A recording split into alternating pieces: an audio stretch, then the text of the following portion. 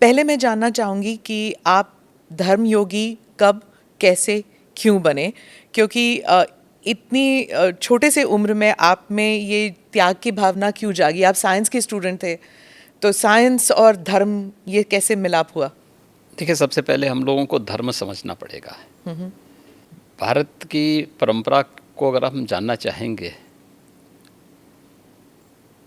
तो भारत ने केवल उपासना विधि को धर्म नहीं माना है। कर्तव्य और सदाचार को धर्म को का एक रूप माना है और धर्म को उससे जोड़ करके देखा है। धर्म एक व्यवस्था है,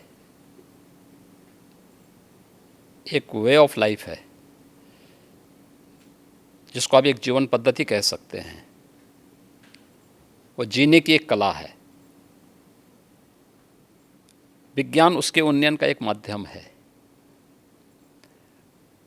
अध्यात्म उसकी चरम स्थिति, यानी साइंस उसका एक बहुत छोटा सा पार्ट है। हम जब भौतिक दृष्टि से देखते हैं तो साइंस का एक अन्वेषण होता है, एक एक्सपेरिमेंट हो जाता है।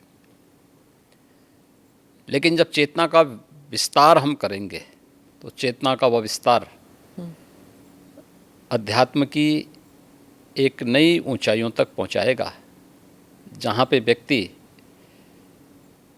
किसी कार्य का केवल सृष्टा ही नहीं बनेगा बल्कि उसका दृष्टा भी बन सकता है।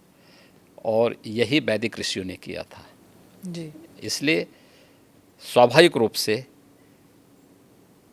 एक सीमित क्षेत्र और एक सीमित भूमिका के साथ आगे जाने के बजाय उसमें स्वयं प्रवेश करके देखो क्या है, तो बहुत कुछ देखने को मिल रहा है। तो उन चीज़ों को लेकर के इसलिए मैंने अध्यात्म का सहारा लिया और उससे आगे बढ़ कर के फिर उस अन्वेषण की यात्रा हमारी लगी हुई। एक साइंस के स्टूडेंट के साथ साथ एक योगी के रूप में उस दिशा में आगे कार्य कर रहे हैं। नाथ समुदाय के बारे में कुछ बताइए हमें कि उसमें ऐसी क्या बात जीत थी कि जो आप इतनी कम आयु में आप जुड़ गए उस समुदाय से? देखिए, नाथ संप्रदाय भारत का प्राचीनतम संप्रदायों में से एक है। यह भारत की एक उस विशिष्ट साधना पद्धति का प्रतिनिधित्व करता है जो वास्तव में व्यवहारिकता को लिए हुए है और व्यवहारिक दृष्टि है। यद्यपि सभी संप्रदायों के अपने अपने दर्शन हैं, अपने अपने मंत्र हैं, अपनी अपनी पद्धतियाँ हैं, सब में श्रेष्ठता है और उसमें मुझे जो उचित लगा मैंने उस समय वो किया। और उस समय के जो सर्वश्रेष्ठ संतों की परंपरा थी, महंत अवेद्यनाथ जी महाराज को मैंने अपने पूज्य गुरुदेव के रूप में चयन करके मैंने उनसे दीक्षा ली। एक गुरु का मिलना, वो भी एक it's a matter of luck भी कहिए, फेट कहिए। तो आप जब आप मिले उनसे तो आपको उसी वक्त पता लग गया था कि ये मेरे गुरु बनेंगे? देखिए, पता किसी को नहीं लगता है और ये लक भी नहीं है, ये जन्म जन्मांतर का प्रारब्ध है और ये उसी के साथ जुड़ता है। देखिए, आप जिस घर में पैदा हुए हैं तो आप लिख के थोड़े गए थे, आपका प्रारब्ध था। आप यूएनआई के माध्यम से कार्य करेंगे, जन सेवा का कार्य करेंगे, यह भी एक प्रारब्ध है। ऐसे ही ये हर एक व्यक्ति के साथ जुड़ा हुआ है। उसके लिए हमें चेतना को अपने विराट विस्तार देना होगा, समझ में सब आ जाएगा। तो जब आपने अपने घर में बताया कि मैं गुरु से मिला हूँ, मैं घर छोड़ के त्याग की ज़िंदगी बिताना चाहता हूँ, तब घर में रिएक्शन क्या हुआ? नहीं, देखिए, कोई माँ बाप इसके लिए अपनी सहमति नहीं देता है, क्योंकि उनका अपना एक दायरा है। उनका एक दायरा है जो उनका एक सीमित क्षेत्र है, उस सीमित क्षेत्र को, उसी को बंधन कहते हैं। हमारे यहाँ कहा गया ना, मन एवं मनुष्याणाम कारणम बंध मोक्षयो। व्यक्ति के बंधन और मोक्ष का कारण उसका मन है, जो सोचता है कि मैं जो है, मैं, मेरा परिवार, ये जो भावना आती है ना, तो व्यक्ति उस तक सीमित रहता है और यही उसके बंधन का कारण है। जो उस बंधन को तोड़ करके बाहर निकलता है वही उसकी मुक्ति का माध्यम बनता है, उसके मोक्ष का कारण बनता है। और उस बंधन को जो भी तोड़ेगा, ये बंधन हर एक क्षेत्र में व्यक्ति के जीवन में आते हैं। कष्ट एक हुआ आपको? विद्यार्थी अगर अपने बंधन को नहीं तोड़ेगा, एक क्लास में ही कहेगा कि नहीं मुझे तो इसी क्लास में रहना क्योंकि मुझे अच्छा लगता है, क्या वो अगली क्लास में जा पाएगा? नहीं जा पाएगा। एक शिक्षक कहेगा कि नहीं मुझे तो जहाँ नियुक्ति मिली है मैं उसी रूप में, या कोई कार्मिक इसी रूप में कहेगा कि मुझे वहीं काम करना है, क्या वह आगे बढ़ पाएगा? नहीं बढ़ पाएगा। उसको एक बंधन तोड़ना होता है। एक क्लास में है, क्लास के बंधन को तोड़ करके अगली क्लास में जाता है, उसका प्रमोशन होता है। तो हर एक व्यक्ति के जीवन में इस प्रकार की स्थितियाँ आती हैं। एक धर्म योगी से आप फिर राजनीति में आए, उस सफ़र के बारे में बताइए। और एक और सवाल मेरे मन में उठ रहा था, जैसे आप बता रहे थे कि एक इंसान जो दुनियादारी और बंधनों से आप निकल चुके हैं, तो उस वैराग्य से आप अगर राजनीति में आते तो उसमें कॉन्फ्लिक्ट नहीं हुआ आप में? देखिए, यही अंतर है। धर्म योगी नहीं, योगी योगी होता है। और मैं एक योगी हूँ। धर्म का मतलब केवल पूजा पद्धति नहीं है, कर्म भी। धर्म एक समग्र जीवन की पद्धति है। धर्म कर्तव्य के पथ की प्रेरणा देने वाला, उस पथ का की ओर अग्रसर करने वाला, आग्रही बनाने वाला एक मार्गदर्शक है। हम उसको केवल पूजा पद्धति तक सीमित नहीं कर सकते। एक योगी के रूप में एक परिवार के बंधन को तोड़ करके समाज के इस विराटता के साथ अपना जुड़ाव हुआ है। इसलिए उस विराटता के साथ जोड़ करके अपने आप को कार्य करना। दूसरा, एक योगी का मतलब ये नहीं कि वह केवल अपने स्वयं की मोक्ष प्राप्त करने के लिए, आध्यात्मिक लाभ के लिए वह अपने आप को सीमित कर ले। अगर समाज के सामने चैलेंज है, कोई चुनौती है, तो उस चुनौती से जूझने के लिए भी अपने आप को तैयार करें। याद रखना, साधना की जो सबसे पहली पद्धति आती है उसमें सेवा है। भक्ति के मार्ग का भी जो नौधा भक्ति की व्यवस्था की गई है भारत की संतों ऋषियों ने, उसमें पहला मार्ग सेवा है। कोई भी साधक सन्यासी या योगी बनता है तो उसके लिए सेवा के मार्ग का अनुसरण करके ही आगे की दीक्षा का मार्ग प्रशस्त हो पाता है। हम लोग भी जब एक योगी के रूप में सार्वजनिक जीवन में आए तो सार्वजनिक जीवन में किसी पद या प्रतिष्ठा के लिए नहीं, बल्कि इस कार्य के लिए आए कि नहीं, यह एक सेवा का माध्यम है और हम समाज के अंतिम पायदान पर बैठे हुए व्यक्ति की सेवा इस पद पर रह करके अंत्योदय कर सकते हैं, और उसी लक्ष्य को लेकर के व्यक्ति कार्य करता है। जी। मैं फिर से उसी बात पे आऊँगी, जब आप घर छोड़ के निकले थे। अभी हाल ही में हमने देखा, एक फ़ोटो आपने ट्वीट किया था और वो वायरल भी हो गया था, जब आप अपने माता से मिलने गए थे। तो उस वक्त आपको कैसा लगा जब आप गए थे? देखिए, मैं कई वर्षों के बाद गया था जी। मेरे पिताजी का जो है देहांत 2020 में हो गया था। मैं उससे पहले उनसे या उस अपने परिवार के लोगों से कई वर्षों से नहीं मिल पाया था। संयोग से कोरोना कालखंड प्रारंभ हो चुका था, लॉकडाउन प्रारंभ हो चुका था, तो उनके अंतिम संस्कार कार्यक्रम में मैं भाग नहीं ले पाया था। आपके पिताजी के, हाँ। हाँ, तो मुझे जब गत वर्ष अवसर मिला था तो मैं अपनी माँ से मिलने के लिए ज़रूर गया था। तो स्वाभाविक रूप से एक माँ और पुत्र के बीच में जो संवाद होने चाहिए वही संवाद वहाँ पे हुआ।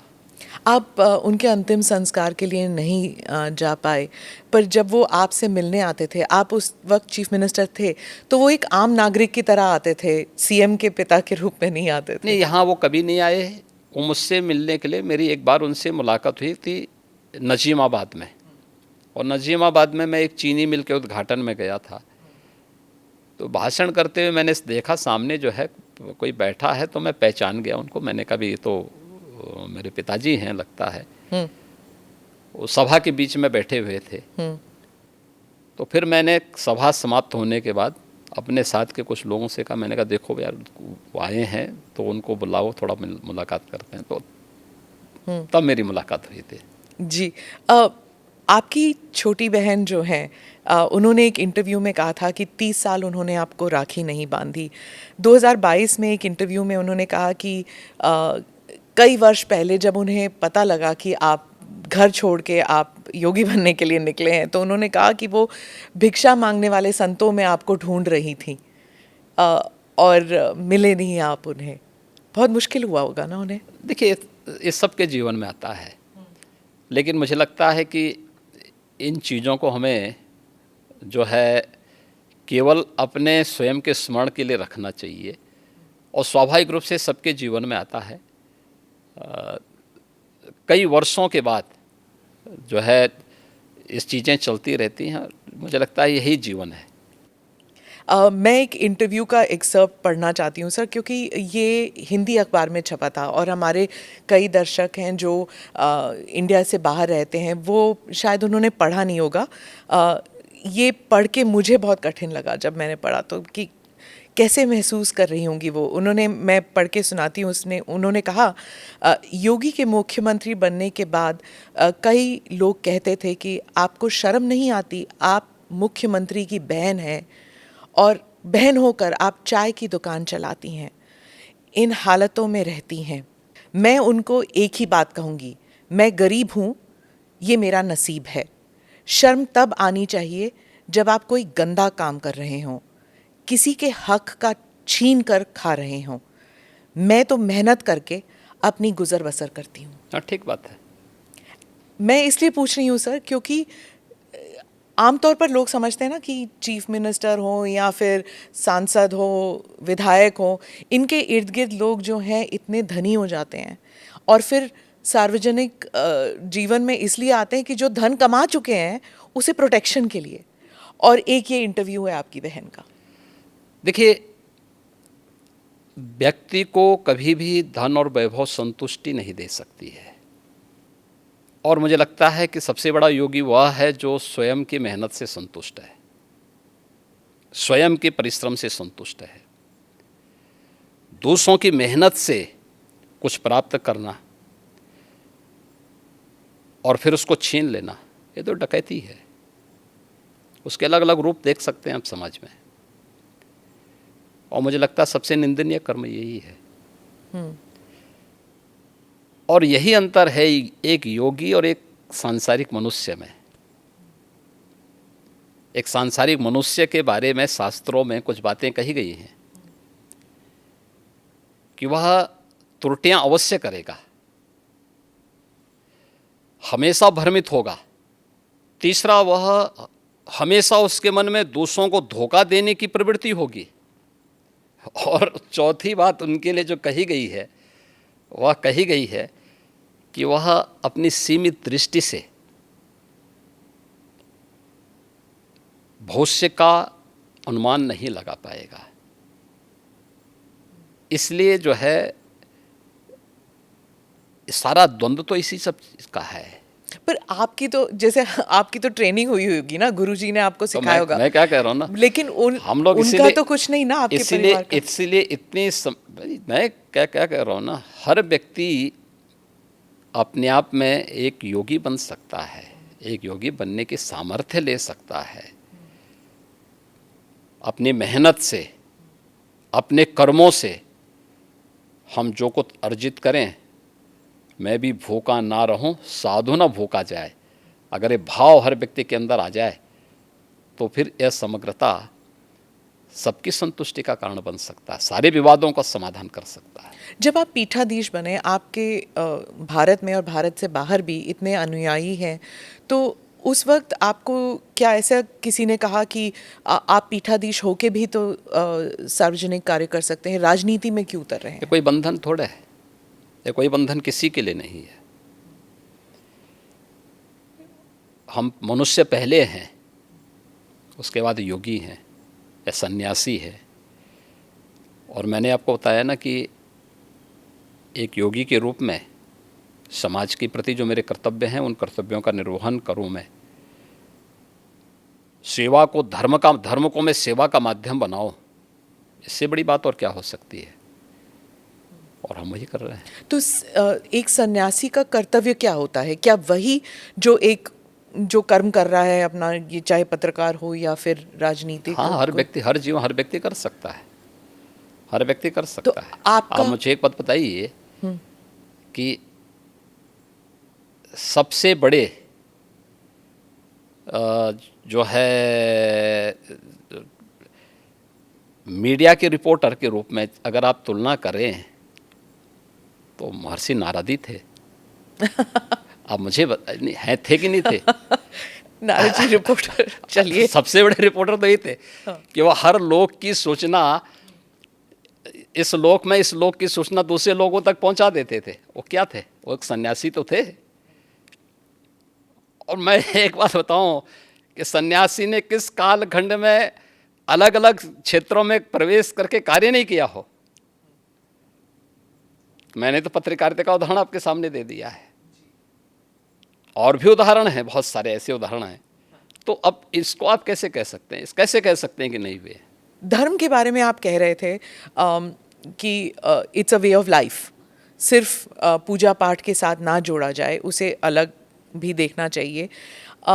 एक बार आपने कहा था, लेकिन आपके साथ जैसे आपकी जो वेशभूषा है, इसलिए क्या लोगों ने आपको ये नहीं कहा कि अब आप सन्यासी की वेशभूषा जो है वो अलग कर दीजिए, अब आप राजनीति में जा रहे हैं, संसद में जा रहे हैं? हमारे यहाँ कोई ड्रेस कोड पॉलिटिक्स में नहीं है। ड्रेस कोड इसमें नहीं होता होता था ना, सफेद पोशाक पहने हुए तो, हाँ, तो गांधी टोपी पहन लिया और तो ठीक है, पहने, उसके अनुरूप आचरण भी करे ना।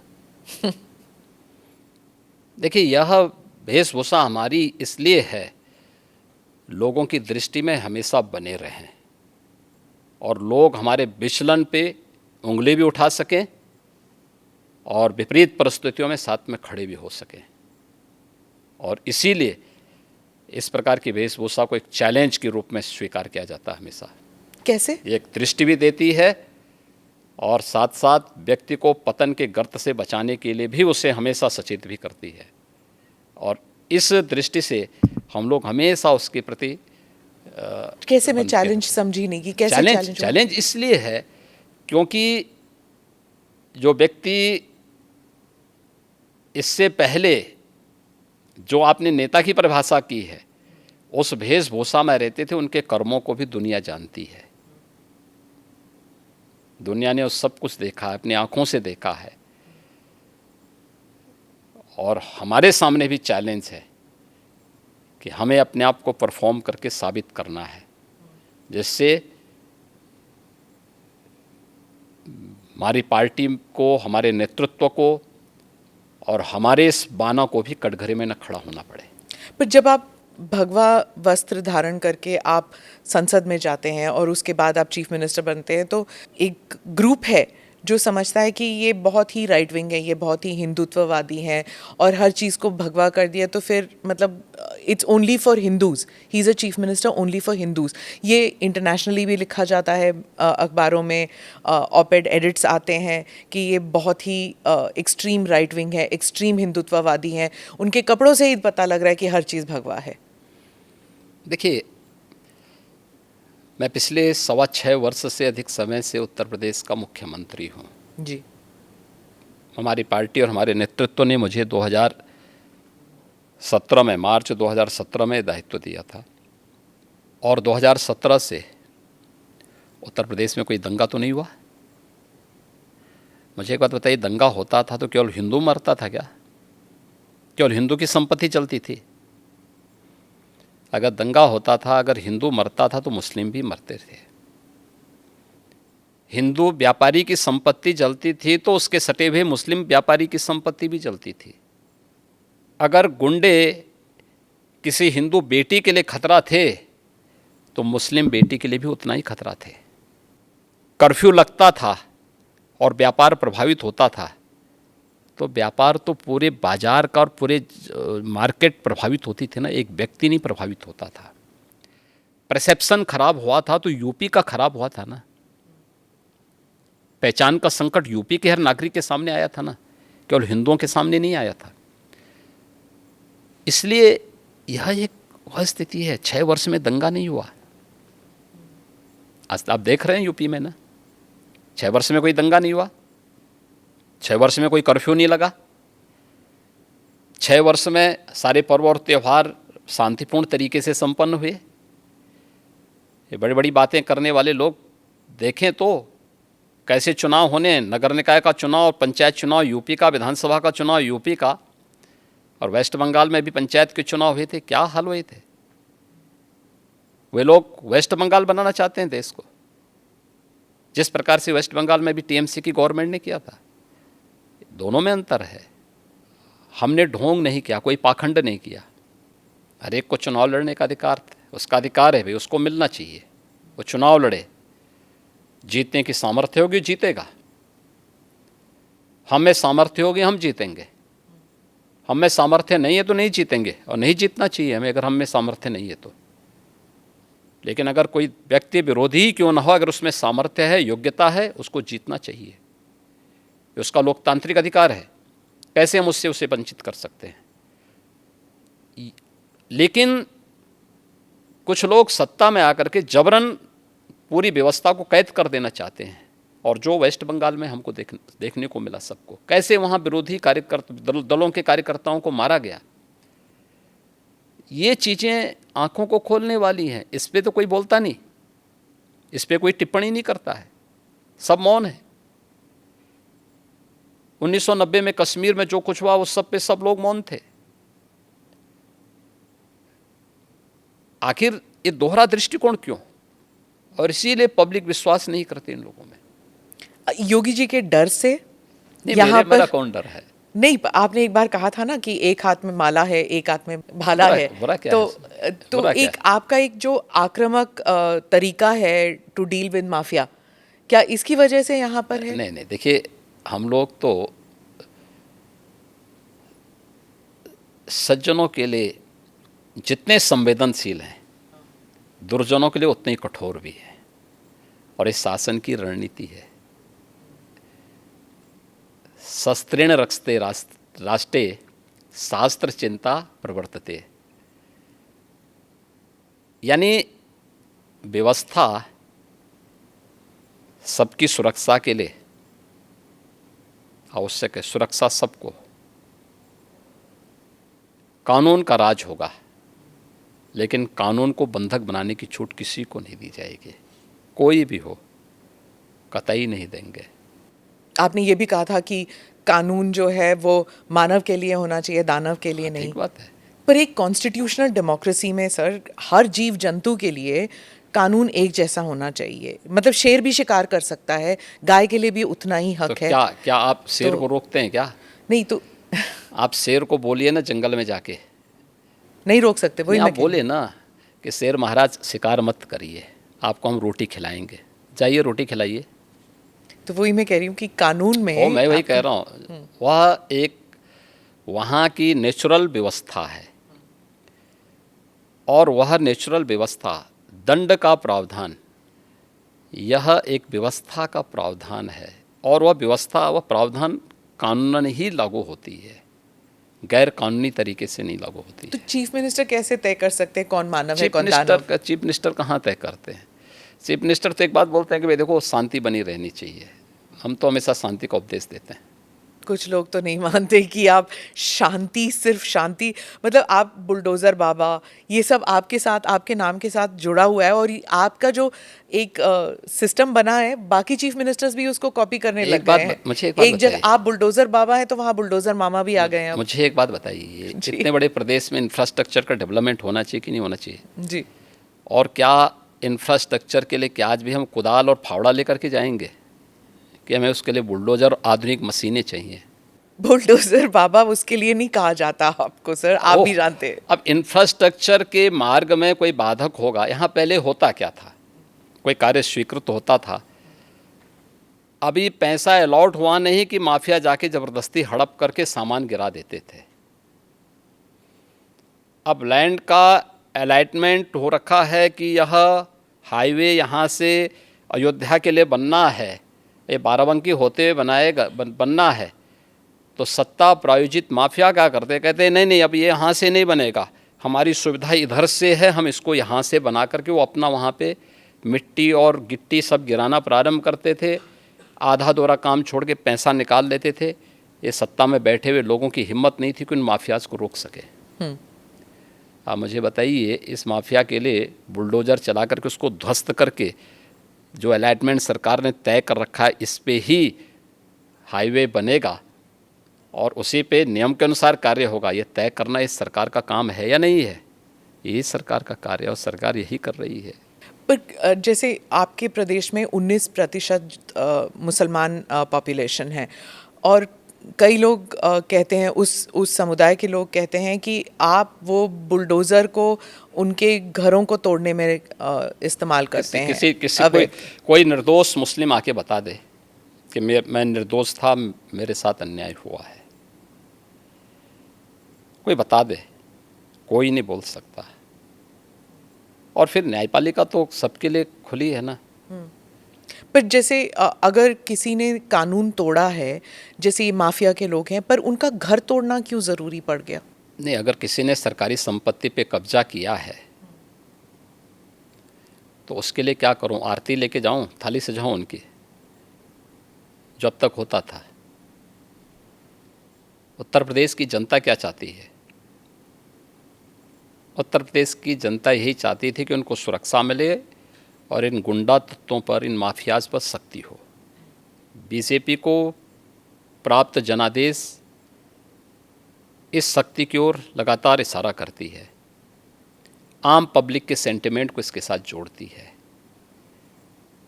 19 से 20% आबादी हो या 100% आबादी, कानून का राज सबके हित में है और वही समृद्धि का मार्ग भी आगे बढ़ाएगी, वही प्रदेश में एम्प्लॉयमेंट जनरेट करेगी, वही प्रदेश की बेटियों को सुरक्षित करेगा, और यही उत्तर प्रदेश के अंदर किया गया। Do subscribe to the ANI Clips channel to get shorter versions of this podcast.